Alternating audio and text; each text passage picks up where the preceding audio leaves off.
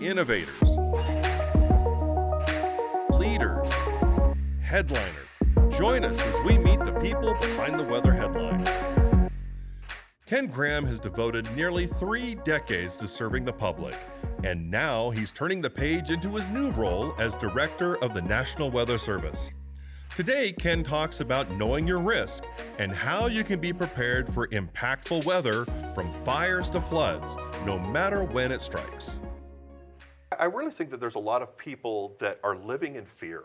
They see these things happening around them, and for some people, fear heightens their response, and for a lot of people, fear brings them into a point where they're not able to act. So how do we help people take their fear and turn it into action, or turn it into courage, or into the right direction? I think some of us meteorologists need to be honest, and I have the science understanding, I have the preparedness understanding, and 28 years in the Weather Service. I get scared, right? So there's an honesty here about saying, I get it, I really do. And how you get through that is preparedness. Each time I'm moving from Miami to Washington, D.C. I have to reset my plan, don't I? So I had a certain risk, now it's a new risk, so I think about those risks. What's my exit route? How do I get information? Has that changed? So I think it's knowledge. Arming ourselves with knowledge and knowing where to get that information in the heat of the battle and having that plan, write it down.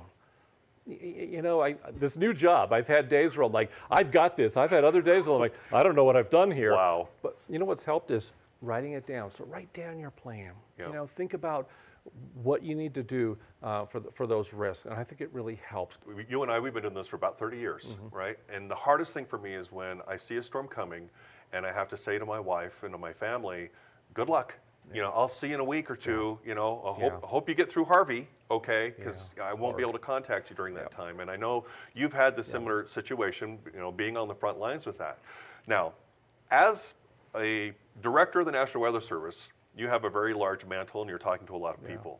If you take that mantle off and you're speaking to your wife and to your children, what do you say to them about being prepared? What's the most important thing you would say to them?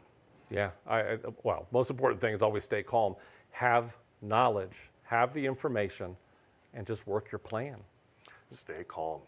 The calm's a big thing. You ever notice the worst, you could have the worst hurricane, but staying calm on air. We got this together. How many times we said, we're telling you this, listen to those local officials, together we can get through this event.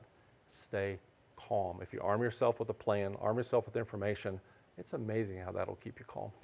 There's people that I think are not considering the risks that they may be under, and so they're surprised when something happens. So how do we help those people begin to understand, to measure their risk? Risk is everything, and it's interesting when, anytime I'm asked the question, when they say, what's the first step? Know your risk. Am I on the coast or not?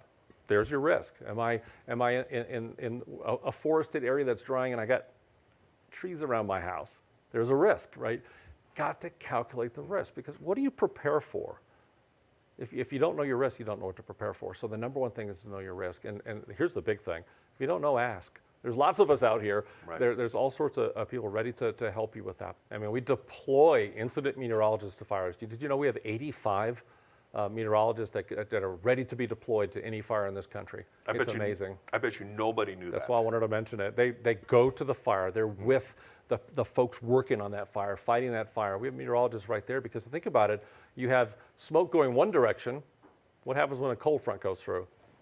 It's going the other way. Right. Yeah, somebody's got to be able to be there and talk about those things and forecast those things. Wildfires typically were happening out in the wild or in the forests, but in this case, the wildfire came into the city, and we're seeing that more often. So how then can we help people to be prepared for that unpreparable? It's been hot.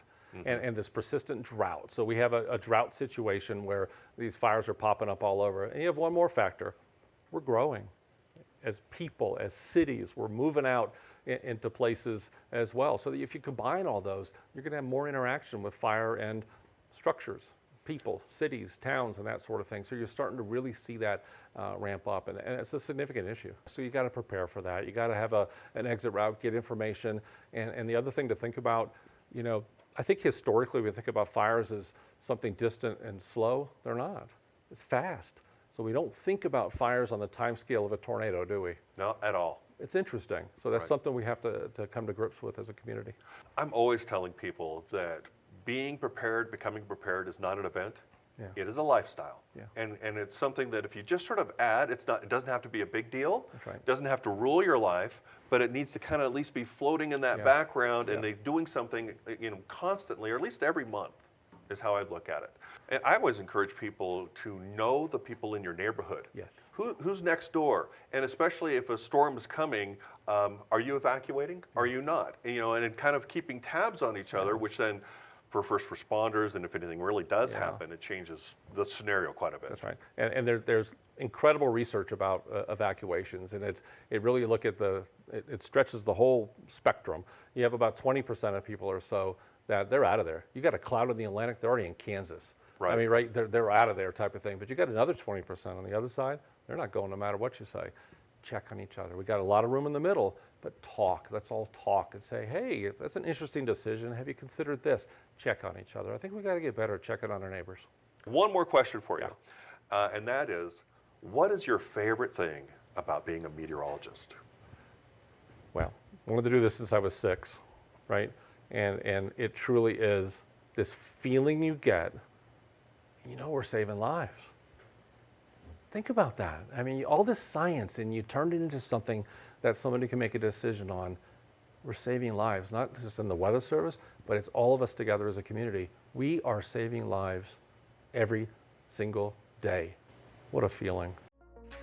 A big thank you to Ken Graham, the new director of the National Weather Service, for discussing how the NWS is serving the forecast needs for all Americans. Stay tuned to WeatherNation to hear the stories from those making waves in weather on the next Weather Headliners.